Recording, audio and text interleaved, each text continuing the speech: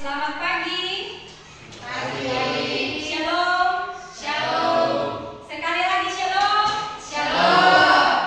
Assalamualaikum. Waalaikumsalam. Om Swastiastu. Om Swastiastu.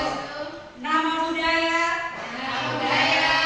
Salam kebajikan. Salam kebajikan. Salve. Salve. Rahayu. Rahayu.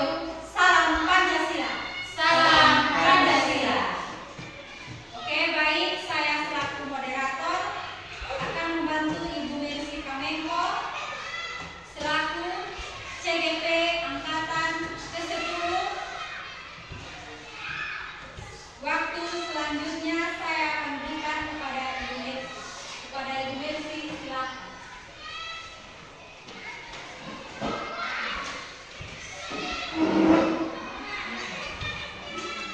Oke, baik. Selamat pagi Bapak Ibu guru hebat. Selamat pagi Bapak Ibu guru hebat. Selamat pagi. Ya, coba semua berikan senyum yang paling besar lebar. Ya, terima kasih. Pertama-tama saya sangat mengapresiasi kehadiran dari Bapak Ibu guru yang sudah berkenan meluangkan waktunya untuk ada bersama-sama dengan saya pada kesempatan pagi hari ini. Begitu banyak kesibukan, tapi Bapak Ibu guru masih berkesempatan ada bersama-sama dengan saya untuk sama-sama mengikuti praktik baik yang saya dapatkan selama saya mengikuti pendidikan guru penggerak. Jadi saya sebelum itu saya akan memperkenalkan diri saya. Pasti semua sudah tahu ya siapa saya, tentunya sudah ada yang mengenal. Tapi kembali lagi saya akan memperkenalkan diri saya. Nama saya Mercy Putri Kamenko, SPD. Saya adalah calon guru penggerak angkatan ke-10.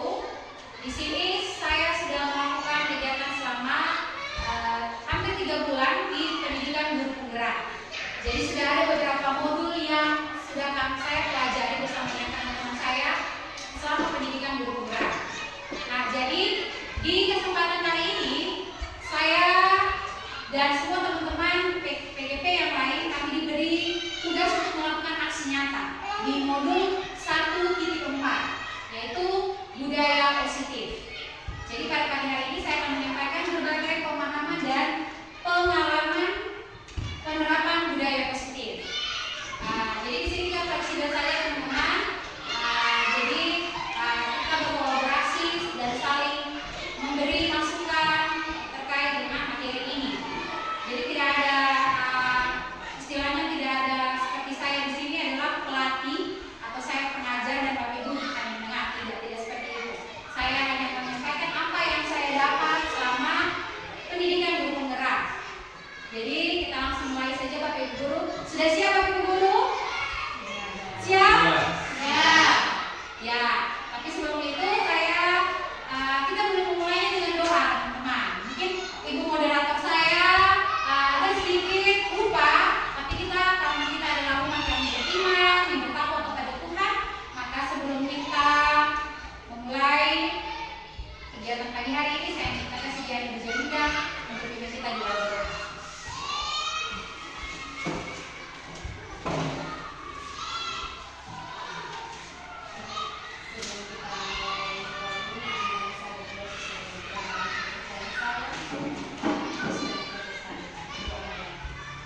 Segala bersyukur karena Dia dan ucapan Tuhan, karena atas kenikmatan-Mu yang telah memimpin hidup kami sama-sama dalam hidup kami dan dalam sesuatu.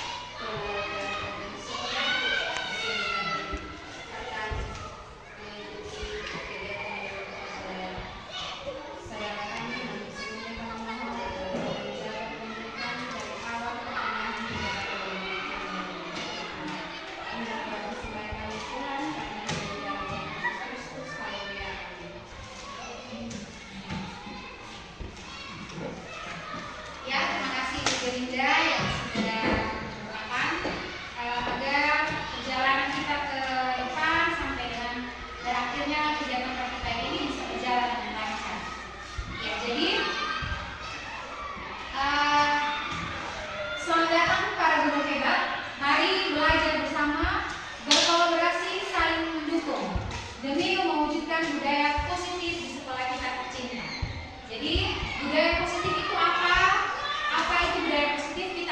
belajar sebentar di pertemuan ini.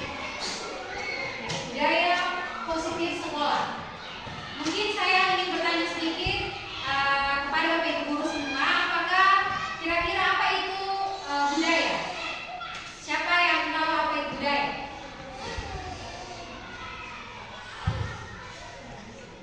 Adakah yang tahu apa itu? Oke, Pak Mun. Ada istiadat. Ya, ada istiadat. Ya, kita bertepuk tangan untuk Bapak dulu. Ada istiadat. Nah, berarti budaya itu adalah ada istiadat menurut Pak Mun. Lalu positif. Kira-kira positif itu seperti apa? Positif. Mana itu? Oke, yang bisa diturunkan secara turun-temurun, positif. Intinya sesuatu itu yang bernilai, iya, positif, membangun seperti itu, edukatif. Kalau sekolah ya pasti kita tahu ini sekolah. Sekolah ya seperti ini sekolah dulu kita. Nah, apa itu budaya positif sekolah? Nah, budaya positif sekolah itu adalah perwujudan dari nilai-nilai, keyakinan-keyakinan dan kebiasaan-kebiasaan sekolah, kebiasaan-kebiasaan di sekolah yang berpihak pada murid agar murid dapat berkembang menjadi pribadi yang kritis, penuh hormat dan bertanggung jawab. Sekali lagi, di sekolah itu kita selalu menanamkan bahwa semua keputusan, semua peraturan keyakinan itu harus berpusat pada murid. Jadi bukan berarti kita sebagai seorang guru membuat peraturan, tapi kita tidak melihat kebutuhan-kebutuhan dari murid itu sendiri. Seperti itu. Jadi budaya positif sekolah itu adalah bukan nilai-nilai, keyakinan, dan kebiasaan-kebiasaan di sekolah yang harus kita buat itu untuk berpusat pada murid, sehingga anak bisa jadi anak yang kritis dan mereka juga bertanggung jawab.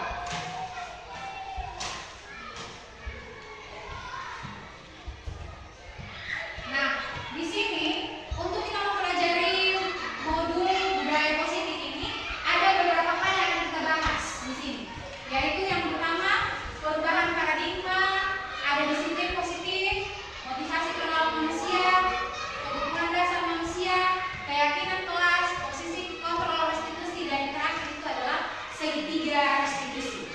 Semua ini akan kita bahas satu persatu di slide yang selanjutnya. Jadi yang pertama itu kita akan lihat perubahan paradigma. Nah, di sini ada sebuah kegiatan kecil yang saya akan bagikan dengan Bapak Ibu guru semua. Mungkin bisa baca juga di sini. Di sini kita akan membuat kegiatan itu kepalan tangan.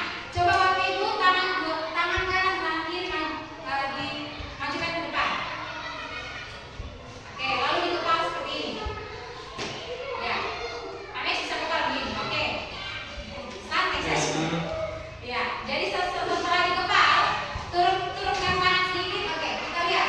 Sobeklah secari kertas kecil. Anggap saja sudah ada secari kertas di bawah ujung tangan. Tuliskan benda atau sesuatu yang sangat berharga untuk Anda. Letakkan di salah satu tangan Anda dan genggam benda atau sesuatu itu dengan segala daya. Buatlah sebuah kepala. Itu untuk ada kegiatan A dan B.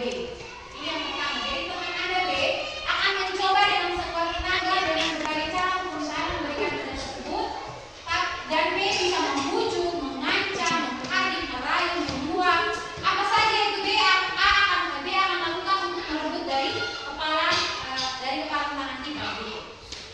Jadi coba misalnya begini, Bapak Ibu guru pegang secari di kertas atau misalkan Bapak Ibu punya uang misalkan.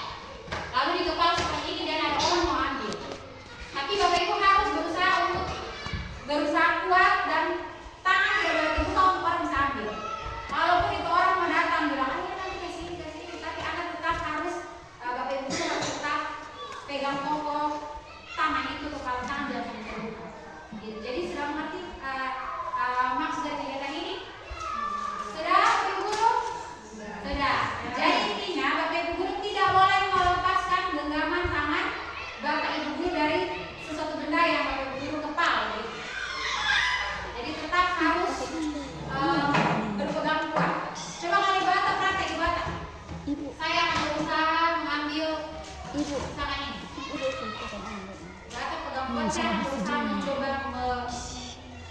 mengambil dari tangan itu. Jadi harus pegang kuat. Ya Bapak Ibu guru, silakan perhatikan.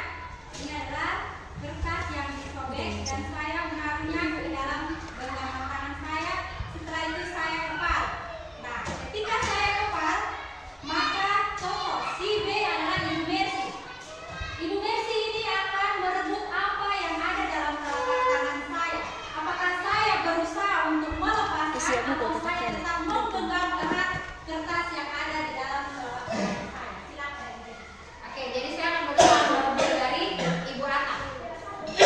Ya, seperti ini. Saya akan berusaha memukul juga bisa supaya gatal kuda-kuda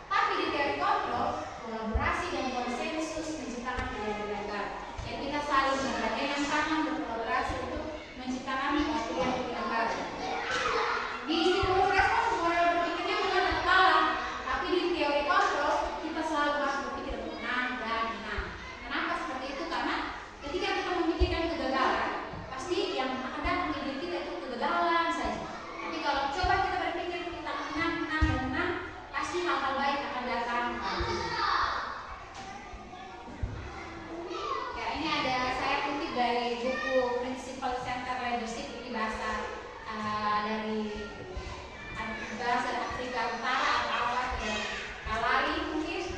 Jadi di sini saya diterjemahkan sesuai dengan buku ini. Jadi dia mengatakan seperti ini: bila kita ingin membuat kemajuan perlahan, sedikit-sedikit ubahlah sikap atau perilaku Anda.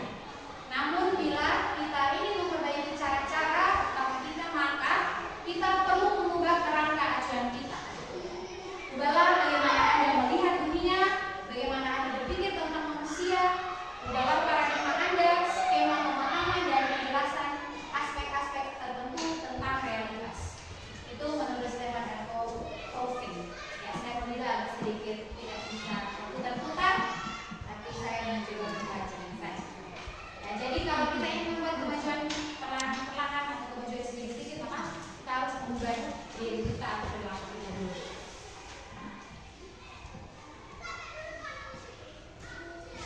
Nah, di sini makna disiplin. Bapak Ibu guru tahu tokoh yang di depan saya ini? Siapakah dia? Raja Dewata Bara. Beliau adalah seorang pendidikan. Dia adalah seorang pelopor pendidikan yang sangat terkenal di Indonesia. Beliau ini sangat mengedepankan apa itu disiplin. Disiplin. Siapa yang tahu apa itu disiplin? Bapak Ibu guru, kira-kira pasti mau tahu ya. Kira-kira disiplin itu apa? Makna disiplin. Oke, kalau begitu coba kita tepuk satu dulu Bapak Ibu guru. Tepuk satu. Ulang ya, sekali lagi saya kita semangat. Karena ada beberapa tahapan di belakang. Tepuk satu. Tepuk dua. Tepuk tiga. Tepuk empat. Oke, Bapak Ibu guru, tepuk empat bukan begitu Bapak Ibu guru ya. Tepuk empat begini. Tepuk empat.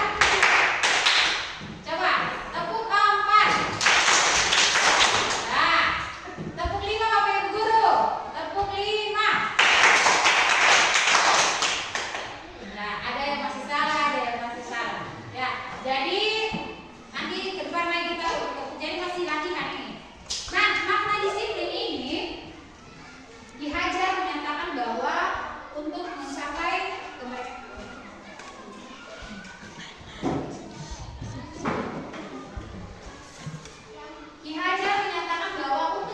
kemerdekaan atau dalam konteks pendidikan kita saat ini, untuk menciptakan murid yang merdeka, syarat utamanya adalah harus ada disiplin yang kuat. Disiplin yang dimaksud adalah disiplin diri yang memiliki motivasi internal. Lanjut ke belakang.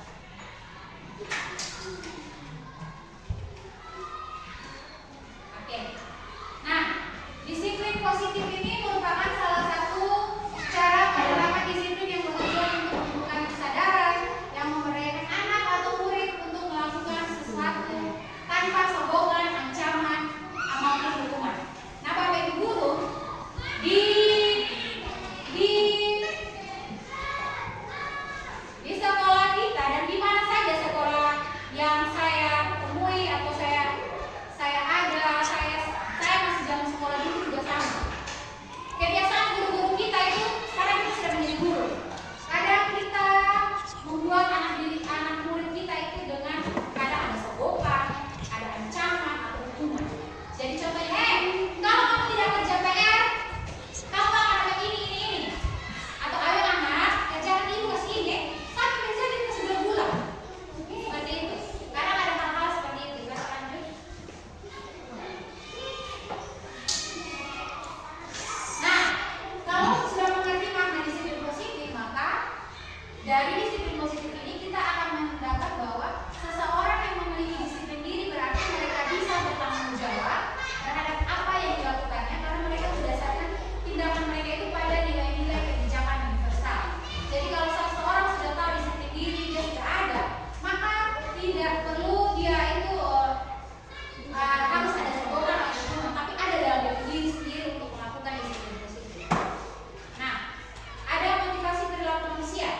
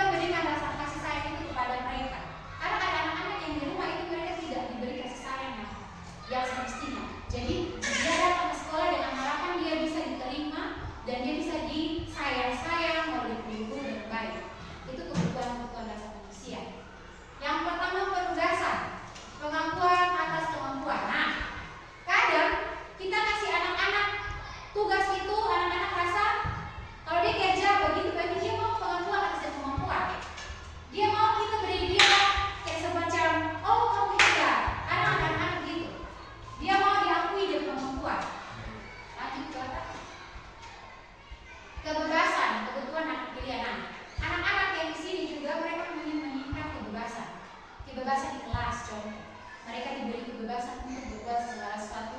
Jangan dikasih dengan oh kamu harus ini seperti itu, tapi anak-anak juga memiliki kebebasan. Jadi segala sesuatu yang kita buat itu kita lihat anak dulu. Kebebasan mengenai anak seperti apa. Lanjut jelaskan. Kesenangan. Nah, kadang ada anak-anak kebutuhan dasar manusia itu kesenangan. Siapa yang di sini yang tidak mau hidup senang? Semua mau Bapak Ibu guru? Semua suka senang? Ya, senang ada banyak hal ya. Kalau untuk anak murid, pasti mereka senang untuk bermain. Kalau Bapak Ibu guru senang untuk terima gaji kok?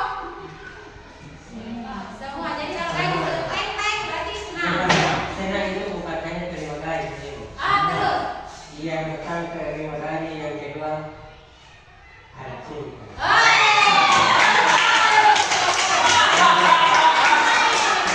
Oke, saya setuju dengan kamu. Jadi kalau ada cinta juga kita pasti akan senang. Ya, saya percaya. Jadi, Betul. ya saya setuju. Jadi kalau kita punya cinta, pasti kita senang. Kalau tidak ada cinta, kamu? Kalau tidak ada cinta berarti tidak senang kok. Iya. Apa? Hidup. Untuk hidup ini harus ada cinta, supaya ada penyemangat hidup. Oh, supaya ada penyemangat. Kita buat apa terasa hati. Oh, Betul. maka bangun carilah cinta sejatinya bangun. Ya. Oke, next. Konsep disiplin dengan identitas gagal. Ya, di sini ada hukuman. Nah, Bapak Ibu guru, di sini kita akan belajar tentang konsep disiplin. Jadi kenapa kita belajar disiplin itu yang pertama, misalkan kita terapkan hukuman. Ada beberapa hal yang di dalam hukuman itu ada di dalamnya yaitu menyakitkan. Kenapa hukuman itu menyakitkan? Karena anak-anak itu mereka dapat hukuman pasti mereka sakit. Walaupun itu bukan verbal atau non verbal, biasanya verbal itu kekerasan, kan? Kekerasan verbal fisik seperti itu. Itu akan menyakitkan, anak akan merasa tidak nyaman, di seperti mereka dipaksa atau memaksa, murid menyembunyikan kesalahan. Karena hukuman itu dari efek-efeknya ini, karena murid menyembunyikan kesalahan, maka dia akan dihukum. Murid menjadi rendah diri. Murid yang sering diberi hukuman itu dia akan merasa dia rendah diri, artinya selalu dia salah seperti itu. Lanjut baca. Nah, kalau penghargaan, kalau kita beri hukuman maka anak akan menyakitkan, tidak nyaman dan lain-lain. Tapi kalau kita beri penghargaan juga tidak efektif, merusak hubungan sifat ini. Misalnya kita penghargaan ada anak-anak di kelas, misalnya kelas 7. Di siapa yang bisa jawab pertanyaan ini, ibu akan kasih dia ini penghargaan. Oh, bisa. Nanti timbul rasa iri kepada teman-temannya yang lain. Jadi kalau dikasih penghargaan dan mematikan kreativitas anak-anak yang lain semua itu lain di soal ini dia seterusnya. Dia dapat penghargaan, dapat puji-pujian terus. Pokoknya guru akan bilang dia beta. Saya tidak mau untuk berkreativitas. Jadi mematikan anak kreativitas. Lalu membentuk dengan sistem ranking. Nah, di sekolah kita itu di sini ranking, tapi di Guru Merdeka ranking itu tidak ada lagi. Sebenarnya tidak ada ranking sistem lagi. Misalkan ranking harapan 6, 5, ranking 3 itu tidak boleh. Karena itu adalah semacam kita membentuk dengan sistem ranking. Jadi kalau di sekolah-sekolah yang lain tidak ada ranking waktu di mereka belajar.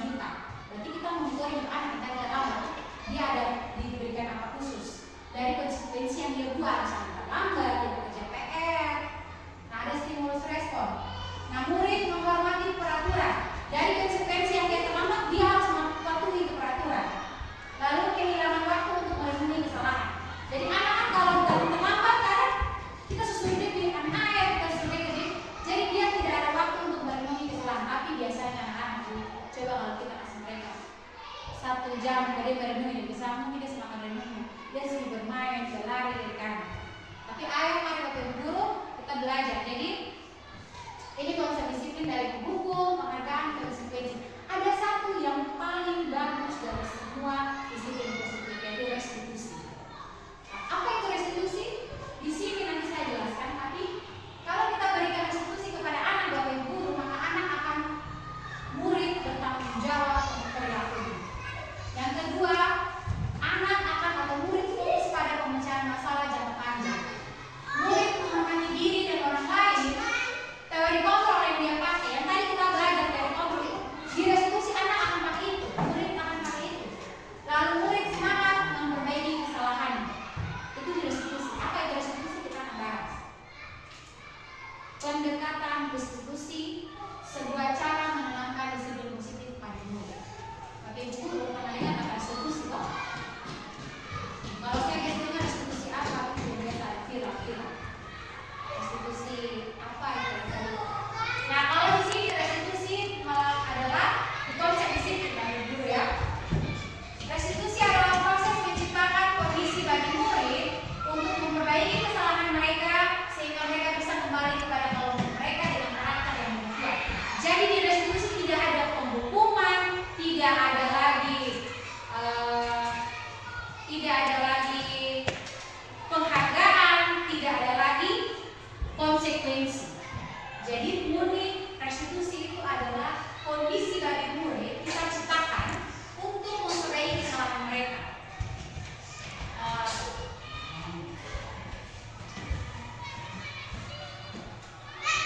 Oke.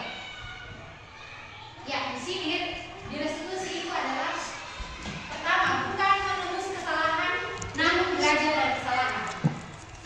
Jadi sering kalau anak membuat kesalahan, misalnya itu anak tidak kerja PR di pelajaran saya matematika, saya akan buat dia merasa bersalah karena tidak kerja PR. Tetapi tidak boleh seperti itu. Kita tidak boleh kamu tebus kamu kesalahan tidak kerja PR, nanti kos PR lah tambah. Minggu depan PR 2 kali lipat dari ini. Berarti itu bukan dia tebus. Sebagai penebusan kesalahan, dia kerja PR lagi. Tapi di restitusi tidak seperti itu.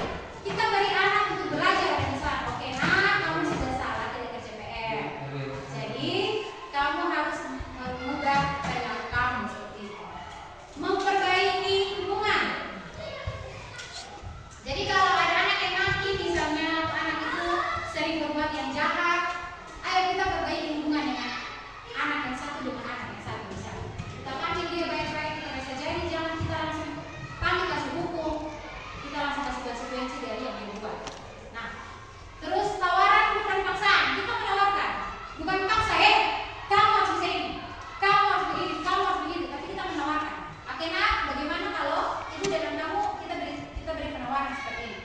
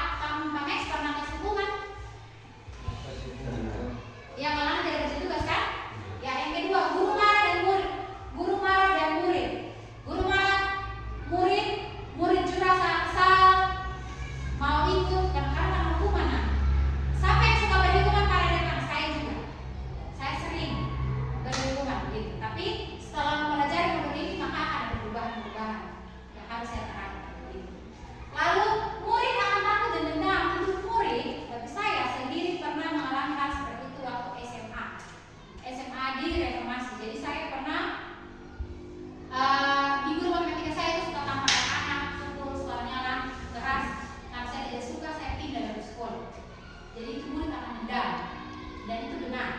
Tapi kalau mereka dendam karena diberi hukuman, mungkin tidak berlangsung lama, tapi setidaknya anak akan membekas. Bahwa saya akan tahu ini dulu perempuan saya. Gitu. Mungkin akan jadi satu cerita, tapi mari kita pakai tidak ada lagi hukuman seperti itu. Lanjut Bapak. Nah, konsekuensi dari siswa tidak mengerjakan tugas itu, guru memberikan konsekuensi untuk mengerjakan tugasnya saat istirahat. Kadang seperti itu. Oke, murid, kamu tidak boleh main ya. Kamu tetap di dalam dan kerja PR. Pokoknya tugas habis baru boleh keluar bermain, atau tidak usah keluar bermain. Itu konsekuensi biasanya. Ada juga guru tegas dan siswa menghormati peraturan. Guru berusaha tegas di depan, akhirnya anak takut, anak hormati peraturan. Penghargaan Bapak, langsung restitusi. Nah, di restitusi ini, anak kalau tidak kerja tugas, kita panggil itu anak, kita tanya penyebab dan keyakinan kelas yang dilanggar dan membantu murid menyelesaikan masalah. Nah, Bapak Ibu guru, kita sebelum memulai pembelajaran kita sepakati kelas kita dulu. Seperti ada beberapa guru yang sudah berbuat seperti itu, memberikan kesepakatan kelas. Jadi kesepakatan kelas itu misalkan di pelajaran bukan hanya karena di wali kelas, tidak.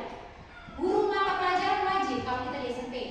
Jadi misalkan saya di nomor 3, saya bawa kesepakatan kelas dibuat, taruh di kertas karton misalnya. Kesepakatan tidak kerja tugas maka ini beberapa. Berarti kalau ada kecelakaan kita panggil, kenapa kamu kok tidak meyakini keyakinan kelas yang sudah kita buat, kamu silakan. Kita cari masalah. Terus guru terbuka dan mulai menghormati dirinya dan orang lain. Jadi di situ kalau guru tanya anak baik, kamu sudah lama peraturan kelas kita, kenapa? Jadi tidak boleh ada kekerasan, hukuman, tidak boleh ada konsekuensi. Begitu Bapak Ibu Rek, tapi pada kenyataannya kita resi, kapan tidak bersetujuan? Seperti itu kan? Ya, jadi mari kita praktek restitusi, walaupun ada sedikit kekeman kok. Nah, tapi ayo mari kita belajar. Lanjut Bapak. Ya, di segitiga restitusi ini ada 3 langkah segitiga restitusi. Yang pertama, menstabilkan identitas. Bapak Ibu guru, selama saya PGP belajar nomor 21 di tempat ini, awalnya saya juga rasa kalau kita pakai segitiga restitusi di sekolah, awalnya saya pikir tidak bisa karena kita di sekolah kan tahu kita diperlibatkan seperti apa, anak-anak itu seperti apa. Nah, kalau kita pakai segitiga restitusi ini dan terasa tidak bisa guru anak-anak begini. Tapi ayo mari Bapak Ibu guru, dengan praktik baik ini saya berharap bahwa kita bisa menularkan hal-hal yang baik. Ada pertama itu namanya menstabilkan identitas. Menstabilkan identitas ada beberapa pertanyaan. Misalnya anak itu tidak kerja PR tadi, kita pasti kita harus pertama kali ketemu. Contoh-contoh kalimatnya ini. Setiap orang pasti pernah melakukan kesalahan. Kamu bukan satu-satunya yang pernah melakukan ini. Contoh kalau anak tidak kerja PR, kita panggil, nak, kenapa kamu tidak kerja PR? Saya lupa bu. Kita harus bilang, ya, ibu tahu kok. Ibu juga pernah melakukan kesalahan ini ya. Kita beri pertanyaan kepada mereka, begitu. Lalu ada yang namanya validasi tindakan yang salah. Kita memvalidasi tindakan mereka yang salah, berarti kita mulai cari tahu. Kamu tentunya punya alasan mengapa melakukan itu. Kalau kamu kan bisa terlambat, kamu kan terlambat pasti punya alasan melakukan itu. Atau begini lagi pertanyaannya seperti, adakah cara yang lebih efektif untuk mendapatkan apa yang kamu butuhkan? Karena kan kita memvalidasi tindakan itu kita mencari tahu kebutuhan anak.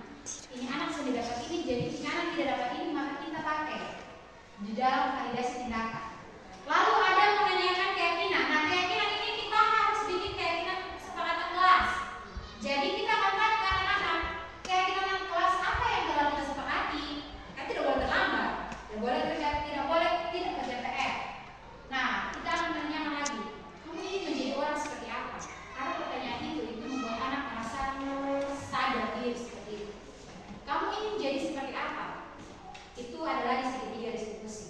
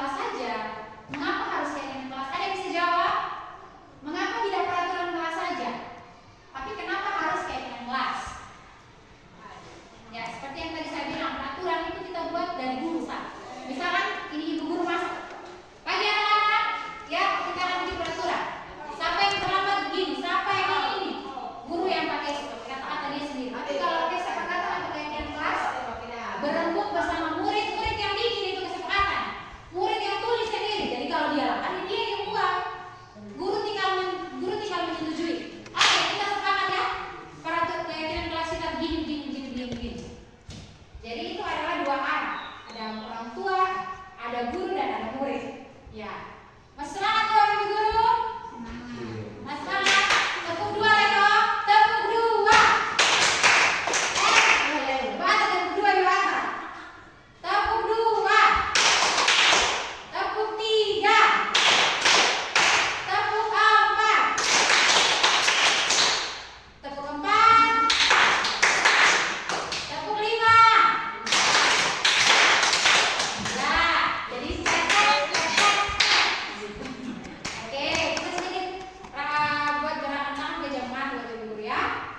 Ya, budaya positif di sini. Budaya positif pertama kita buat kesepakatan kelas. Di dalam kesepakatan kelas akan timbul keyakinan kelas, dan keyakinan kelas ini akan menunjukkan lingkungan yang positif. Lingkungan yang positif ini akan menunjukkan budaya positif Bapak Ibu Guru.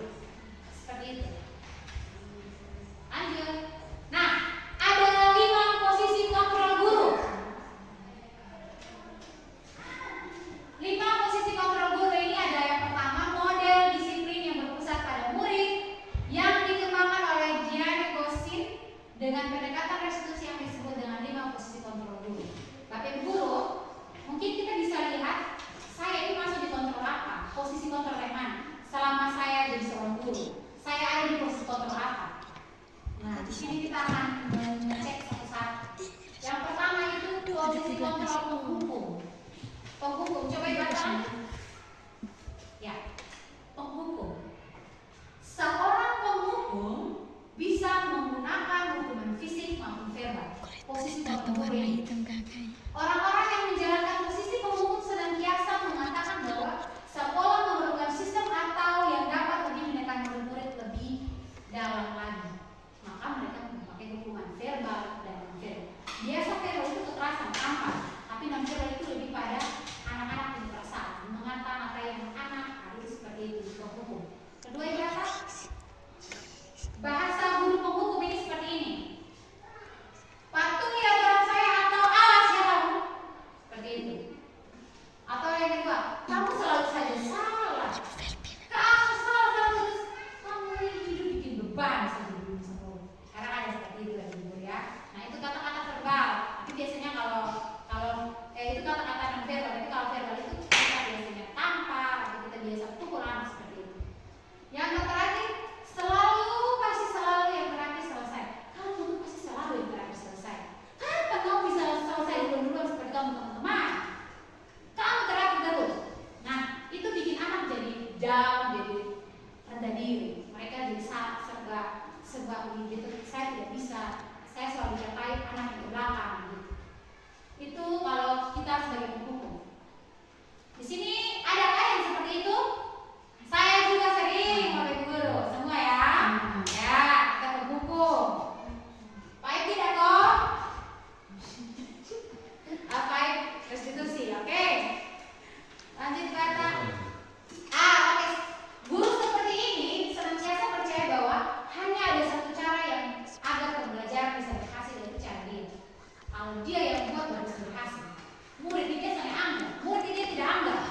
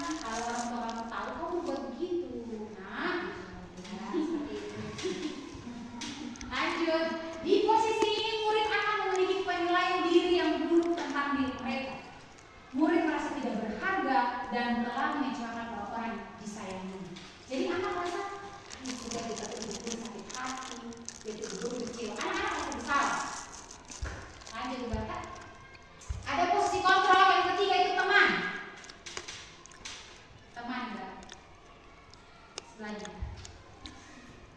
Satu lagi. Bukan. Lagi terus. Ya, teman. Guru pada posisi ini tidak akan menyakiti murid, namun akan tetap berupaya mengontrol murid melalui persuasi. Posisi teman pada guru bisa negatif ataupun positif. Nah, di sini positif di sini berupa hubungan baik yang terjalan dari guru dan murid. Guru di posisi teman menggunakan hubungan baik dan humor untuk mempengaruhi seseorang. Jadi kalau teman itu guru harus jadi teman yang baik untuk murid. Nanti juga kata-katanya seperti apa? Bahasanya begini, kata guru. Ayo bantulah, Bapak ya anak. Ayo ingat tidak bantuan Bapak selama ini? Ya sudahlah, kali ini tidak apa-apa, nanti Ibu bantu bereskan. Jadi Ibu jadi teman. Kadang-kadang kalau anak pikir misalnya, oke mari deh kita sama-sama bereskan ini, seperti itu. Lanjut di Bapak.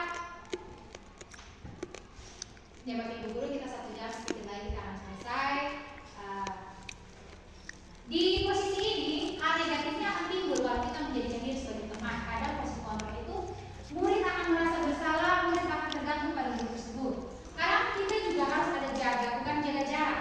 Tapi dengan murid itu kita tidak boleh kita teman, tapi akhirnya anak itu murid itu akan tergantung pada guru tersebut.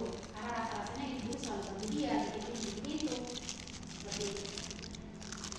Nah, monitor atau pemantau.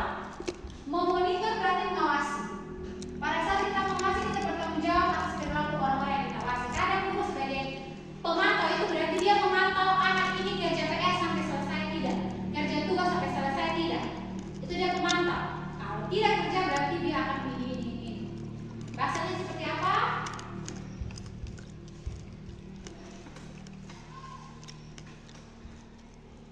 Peraturannya apa? Apa yang telah kamu lakukan? Sanksi atau konsekuensinya apa? Di pemantau ada konsekuensi. Kalau dia memantau anak tidak bisa buat, berarti ada konsekuensi dari murid tersebut berikan kepada murid. Berarti masih sama ya. Pemantau juga masih memberi sanksi atau konsekuensi. Posisi ini menunjukkan sikap tanggung jawab guru dalam mengontrol murid. Jadi di sini dia mengontrol murid, dia pantau dan mengontrol. Lanjut di Batak. Nah, ada posisi yang terakhir manajer. Nah, manajer ini adalah posisi mentor di mana guru berbuat sesuatu bersama dengan murid, mempersilahkan murid, mempertanggungjawabkan perilakunya, menuntut murid agar menemukan solusi atas permasalahannya sendiri. Di sini, posisi kontrol manajer ini telah memberi keterampilan di posisi teman maupun pemantau. Jadi, di manajer ini dia ambil posisi kontrol teman, dia ambil posisi kontrol pemantau. Dia gabung, jadi dia akan menjadi seorang guru yang akan mencari solusi, bukan menekan anak, bukan menghukum anak, bukan jadi pemantau anak, tidak. Tapi dia bisa menjadi di manajer, dia bisa semua hal dia masuk dalam, tapi tidak ada penghukuman, tidak ada penghukuman dan kekerasan di dalam manajer. Jadi mari kita coba praktek posisi kontrol manajer di pembelajaran ini. Bahasanya ini, apa yang kita yakini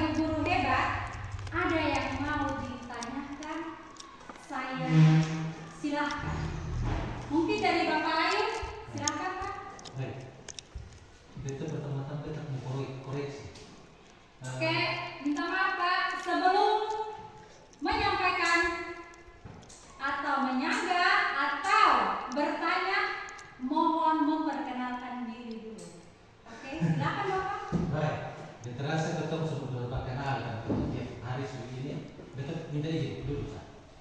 Pertama beta izin koreksi apa namanya? Yang pertama bukan koreksi ya, masukan buat Ibu Mercy. Mungkin ke depan beta orangnya gitu, bukan beta sudah perhatian dan beta sudah dengar. Beta kalau perhatikan berarti beta mengantuk. Jadi beta harus baca atau apa sambil beta dengar. Itu beta kalau beta di gereja beta harus, makanya di gereja itu beta selalu bawa permen karena beta harus dengar ibu pendeta tanpa harus bergerak, beta mengantuk. Jadi masukan untuk Ibu Mercy mungkin ke depan apa namanya, untuk kegiatan-kegiatan ini lebih bermakna. Metode yang sekarang ini mungkin dipakai metode lain, karena yang ada sekarang, yang ada seperti hari ini adalah Bapak Ibu guru. Jangan sampai ini terbawa sampai dengan ketika kita sampai di kelas. Yang kita ini adalah produk-produk dari pendidikan, sistem pendidikan seperti itu, di mana guru omong banyak, terlalu banyak.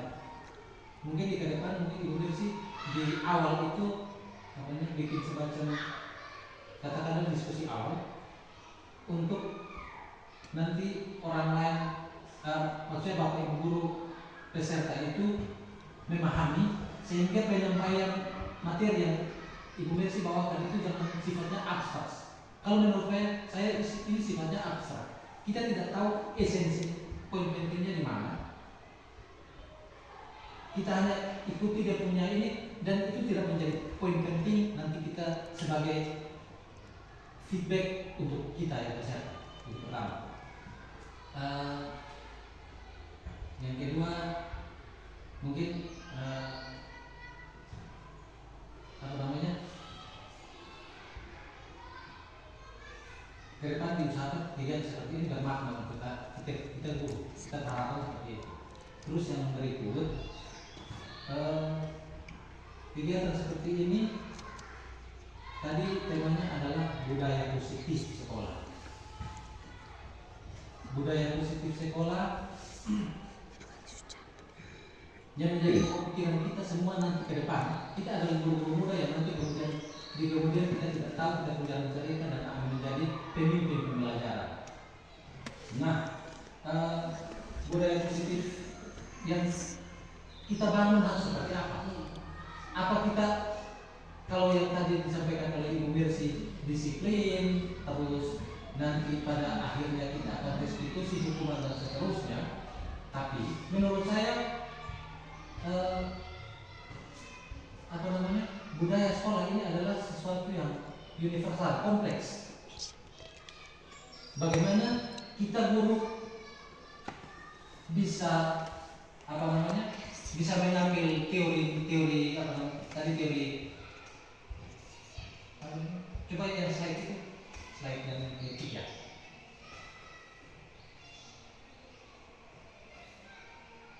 Coba. Ada dua teori. Lagi. Ya, teori kontrol. Apa yang harus kita buat untuk kita mengimplementasikan teori kontrol misalnya? Apa yang harus kita buat di sekolah? Menurut saya, yang kita bisa kontrol siswa, bukan kontrol dalam tanda petik, bukan kita kontrol anak secara keseluruhan, tapi kita kontrol dalam tanda petik hanya bisa dibuat dengan peraturan yang disepakati bersama. Terus ada kode etik sekolah. Nah, bicara ini kita di sekolah sini tidak ada, di SD mungkin ada, tapi kami di sekolah di SMP bawah. Yang berlaku bukan hanya untuk selama ini kita rasa kita diskriminatif terhadap anak-anak. Anak-anak kita tuntut harus pakaiannya rapi. Anak-anak kita tuntut rambutnya harus seperti ini, apa harus bisa seperti itu. Anak-anak kita tuntut untuk datang 7.15, kita guru apa seperti itu. Nah, ini kita bisa buat dalam menjadi catatan kita bersama untuk mungkin ada waktunya kita rumuskan dalam sebuah sistem, dalam sebuah aturan yang berlaku untuk warga sekolah, bukan berlaku untuk anak.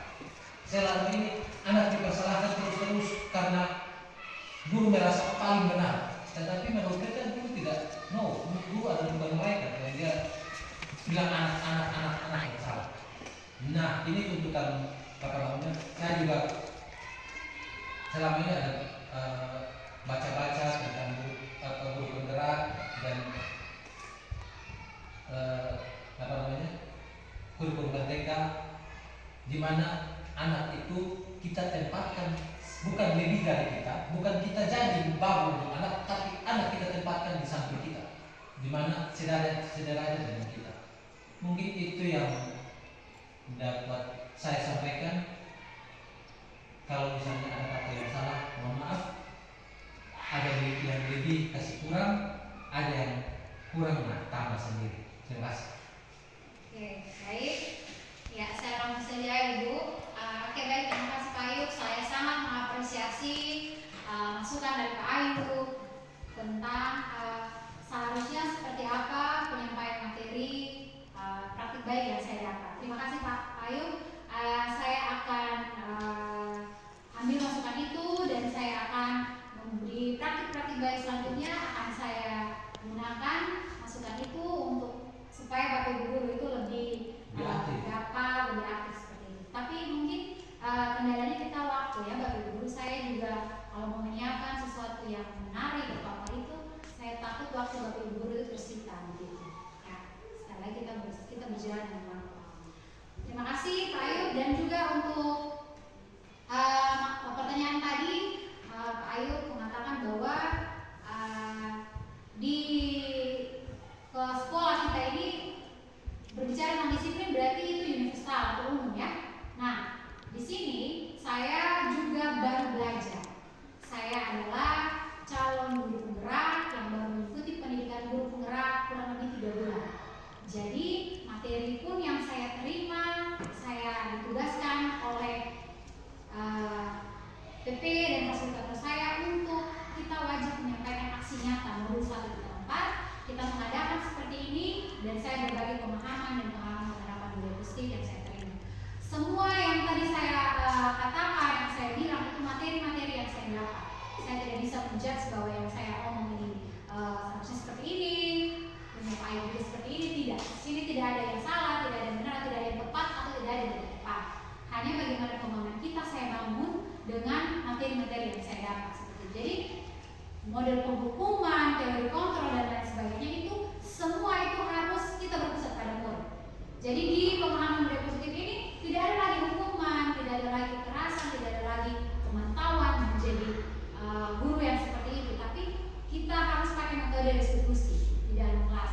Bukan saya menyuruh Bapak Ibu pakai metode restitusi, tidak. Tapi saya mengatakan metode restitusi itu adalah metode yang berpusat pada anak. Jadi apa salahnya kita pakai metode itu Bapak Ibu? Kalaupun di perjalanan tidak seperti itu, mari kita kembali lagi bahwa pembelajaran tujuan semua itu hanya untuk murid, kembali ke murid dan oleh murid. Ya seperti itu. Mungkin ada lagi, Bapak Ibu guru? Pas? Oke, kalau begitu, maaf saya berdiri. Ya, kalau tidak ada lagi, saya ucapkan terima kasih banyak Bapak Ibu guru yang sudah meluangkan waktu untuk bersama-sama dengan saya, untuk Ibu moderator yang begitu sangat luar biasa energik pada pagi hari ini. Saya sangat mengapresiasi Ibu untuk membantu saya, dan sekiranya di praktik-praktik lain setelah saya yang lainnya nanti, saya tetap menginginkan kolaborasi dari Bapak Ibu guru semua. Ya, salam guru.